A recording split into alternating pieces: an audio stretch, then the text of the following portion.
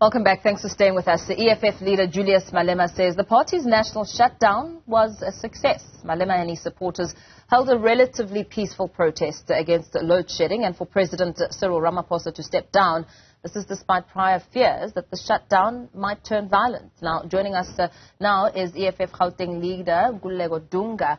Very good afternoon to you. Thank you so much for your time. South Africans have had mixed views about the national shutdown. Some believe it was a complete waste of time because ultimately it won't lead to President Cyril Ramaphosa's resignation. What do you think?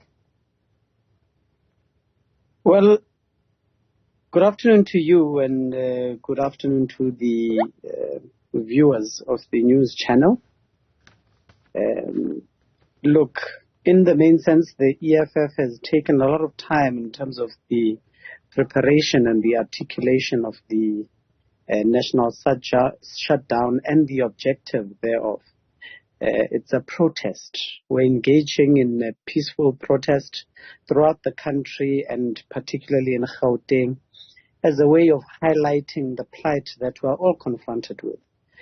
So by mere virtue that there's a society that is whether thinking that it was effective or ineffective, we have actually met our objective in terms of highlighting the core issues in South Africa, which in the main are encompassed in particularly two matters: for Cyril Ramaphosa to step down as a president and for load shedding to end. Throughout the entire weekend, particularly from Sunday up until today, when the national shutdown program of the EFF has already unfolded, we now see that load shedding is being reintroduced back again into the system of Eskom in itself. Now,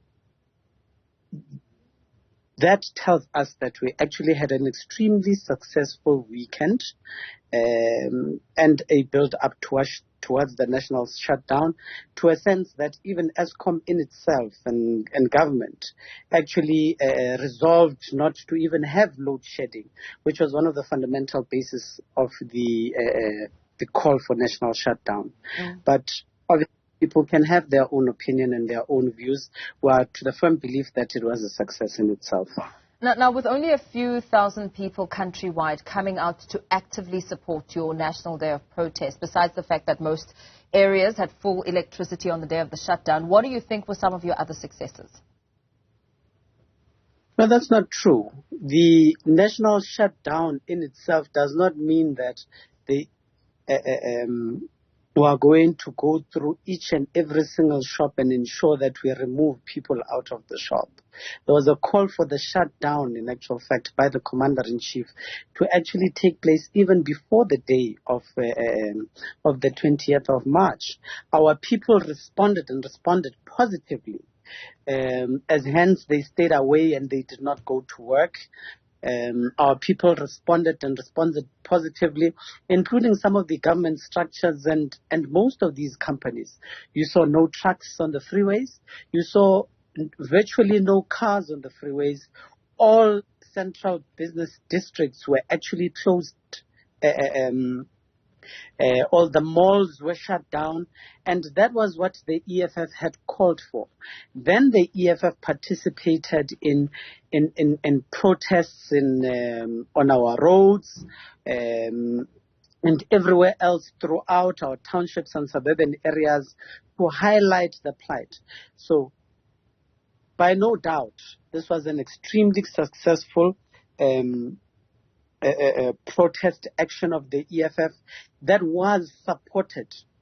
I mean, if you look at your images throughout the entire day, you saw the masses in Sandton, you saw the masses in KZN, you saw the masses in the Western Cape, you saw the masses in Pretoria, you saw the masses in Nelson Mandela Bay.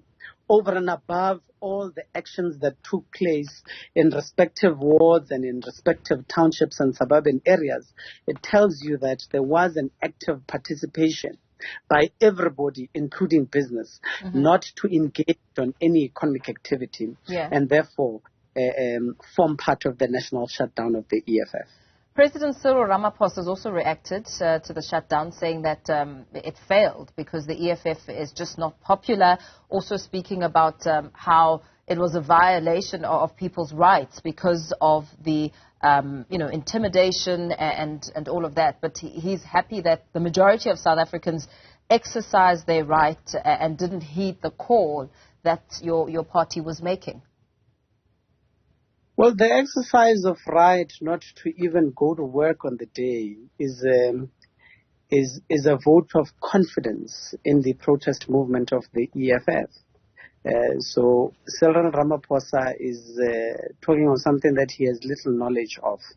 Those who can quantify in terms of the effect the national shutdown can genuinely have on the economy, and the economy that does not actually spiral down to the needy and the unemployment, have actually set it to as close as 26 billion in terms of the national quantification thereof. So it was extremely effective. Now, the aspect that the ANC and the media want to continue to narrate in terms of the unsuccessful aspect of the shutdown was that it was not chaotic. There was no burning of buildings and state facilities. There was no chaos. There was no killing. And there was no disruption and looting. And the EFF has continuously said that we are going to be engaged in peaceful protests throughout the entire country, and we have reached that objective that we sought to have achieved. And anything outside of that is a narrative that those who are extremely pained by the effectiveness of this campaign want to now narrate a different picture of what they determine as what should constitute a national shutdown. Cyril Ramaphosa is part of a political organization. If he wants to assume and come to the position that a national shutdown or a shutdown at any level is consistent with looting, disruption, and chaos, let him marshal his own political organization and actually do that. That's not what the EFF stands for. Your Commander-in-Chief, Julius Malema, labeled the deployment of the SANDF as a bid by Ramaphosa to crush the calls for his resignation. In fact, he likened the deployment of the army to a return of a state of emergency during apartheid. Do you think, had the army presence not been there and all the other law enforcement officials, that it could have been bigger than what we saw yesterday? Well, the core principle and one of the cardinal pillars of the EFF is open, accountable, free society that is free from victimization of state forces and security. And, we are of the firm belief that the introduction of the South African National Defense Force at a cost of almost 166 million in terms of its operational costs is unwarranted, it's unnecessary, and it seeks to stifle protests and an alternative voice that people might want to come up with. And yes, it smacks of someone with dictatorship tendencies who wants to suppress the views of the opposition. And this is no different to what the apartheid government did. This is no different to what many of counter-revolutionary pseudo-democratic states do, where they use state forces to actually enforce not just what they would define as the rule of law, but an alternative view or a view of opposition. It was extremely unnecessary because the EFF had made it very clear that we are engaging in peaceful protests throughout the entire country. There is no report that they would have tabled that would have come before the Commander-in-Chief of the National Defense Force that would have spoken of anything outside of a peaceful protest, when the real Commander-in-Chief, Julius Malema, stated on numerous occasions throughout all our platforms and in media platforms that the EFF engaged in a peaceful protest. Yeah. Are you hoping that this shutdown gives room for other uprisings to take place, even as, you know, are you hoping for more, that this is perhaps just the beginning? We are hoping for an elevation of any challenges that are faced in society, whether it being in South Africa, whether it being in Africa, and throughout the entire world. That is, we are too inspired by many of the uprisings that have taken place throughout the entire world. You know, the expression of the EFF as a protest movement is on the basis of uprisings against the challenges that are faced by majority of the people who are in destitute throughout the entire world and the continent.